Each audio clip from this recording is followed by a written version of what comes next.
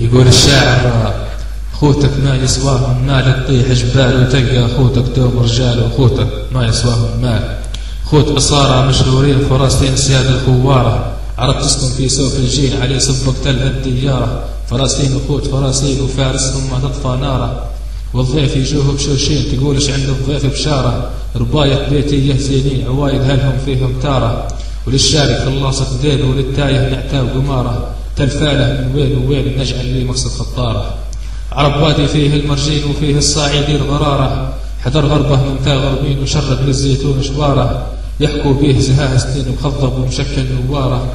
عرب ديما عز المسكين وديما للمظلوم انصاره، علي وطن عز غيورين اشداد عزام تريس عصاره. برور شهيره نزالين الوطن اللي صعب استعماره، ما يلفاه قليل الدين ولا يقدرش يحل اسراره. البر اللي فيه شواهين صعيب البوم يكون دياره، يظلوا فوقه حوامين يباتوا دونه دوم سهاره. ولا فيهمش المندسين ولا فيهمش اللي دنقاره.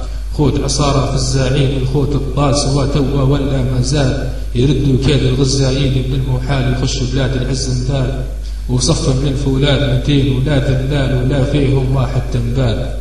خوتك ما يسواهم مال يطيح جبال، وتلقى خوتك دوم رجال. تلقى خوتك وقت الشدة ديما شيالين هموم فراسيل لهم خيل وعدة. في الزاعين نهار الشوم وكل حد يردوه الحده، ديما كسارين خشوم الفارس ما نيران شده. يفزع وين ترقع زوم الفارس واللي خوه نده، عده دين ملام يقوم وكيف ايام حروب الرده. كانوا وقت جهاد الروم وكانوا وين الحال ترده، يقضوا في حق المرسوم وكان العيل وارث جده. وهم اصحابي حكمه دوم وقالوا بيك اليوم تغدى اللي ناوي على الخوك هجوم.